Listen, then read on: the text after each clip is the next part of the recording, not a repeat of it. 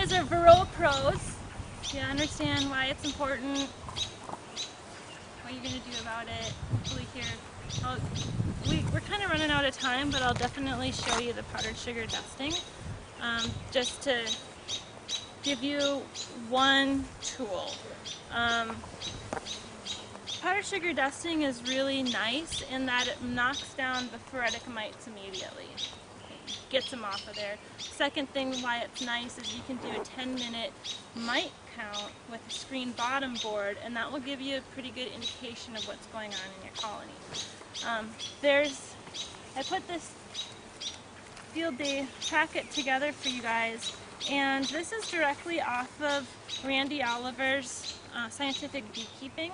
I totally suggest you guys go look at this because he has pages and pages of information on how to handle varroa mites. Stuff that's from like 2005. So we've known about, this isn't new information, but it's not really commonly practiced amongst our scale.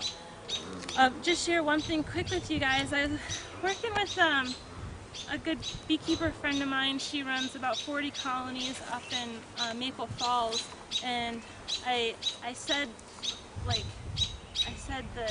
the word that you're not ever supposed to call beekeepers in her book. I called hobby beekeepers, hobby scale beekeepers, and she said absolutely not. There's no such thing as a hobby scale beekeeper. You have a family farm, you have a family hive, no matter what size you are, if you're keeping bees, it's not only a hobby. Plus, second thing is, organizations, government, whoever is going to fund research for beekeepers are not funding hobbies. They're funding family farms, they're funding people that are actively engaged in keeping bees. And so if we can just change how we think of ourselves, we're all in this together. Whatever scale, we have one hive, we have 10,000 hives, we're in this together. And home farm, home hive, let's work on changing that. So this is put together, the varroa mite life cycle, what your mite loads, threshold levels for mite loads over the summer. They're going to change, just the way the nature of how colonies work and how mites reproduce.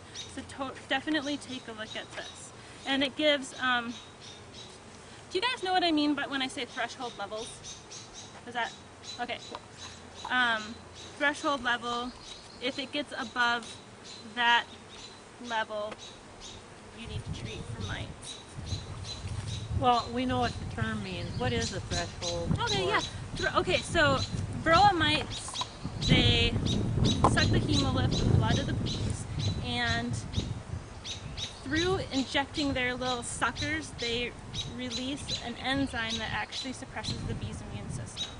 Step one, that sucks. You have a suppressed immune system. Step two, they're vectors for other pathogens, other viruses, deformed wing virus, and a whole bunch of different things. So when we need to, our bees have to be able to tolerate a certain amount of mites. They have to. Mites are here to stay. We're not going to get rid of them. They need to be able to handle a certain level. So that threshold level is the point at which lots of studies have seen the colony's immune system depleted and that vectoring process start to show up. So after a certain amount of mites, then you have problems. So that's why we want to keep it below threshold levels, but we really want our bees to be able to handle some mites. That's how it is. Well, what's the numbers that I meant? They're on here. Yeah, there's a chart. Yeah, they're on here. So come around a little bit here. This is my dad's version of a screen bottom board. It's got this removable bottom trap, and I just got those sticky boards in from Man Lake. You guys will notice on here, this colony has been treated with Hop Guard, and this right here is the stuff that they've chewed up from the Hop Guard.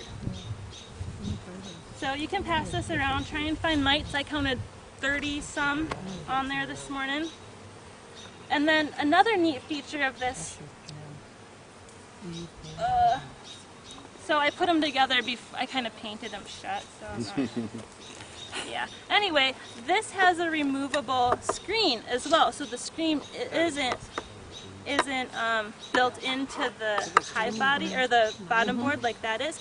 So that means you can get accurate winter counts. You can clean that screen because a lot of times a lot of junk will build up and you can't get accurate counts of what's going on. So that's why it's pretty cool. There's one that's unpainted out there. I'm not gonna dust. Okay, so just step back. We don't have time to do the powdered sugar roll and the drop. I just want to show you the powdered sugar dusting and see it go through. I'm not gonna dust the honey super because we're really the mites are gonna be hanging out on the newly emerged bees, especially the newly emerged drones. Nope, so here's the hop guard. And I'm just going to do the bottom super here. You know, you can use a sugar sifter, powdered sugar sifter, a flour sifter. That works really great. I made up this screen so I can dump it on and just brush it on. Does anyone see my brush? We're going to need that. I think it might be over right here. There. What, just a few lap and some window screen? Yep, this is actually the pieces of wood that we're holding yeah, that's heavy. Holding the packages together. Normally when you do multiple layer hives, wouldn't you do the top one first and then move to the bottom one? Yeah, probably. Yeah, that would make sense. You mean powdered sugar the top one? Yeah. Yeah, and then remove it and powder sugar the next layer. Oh, that's a good idea. Sure, why not?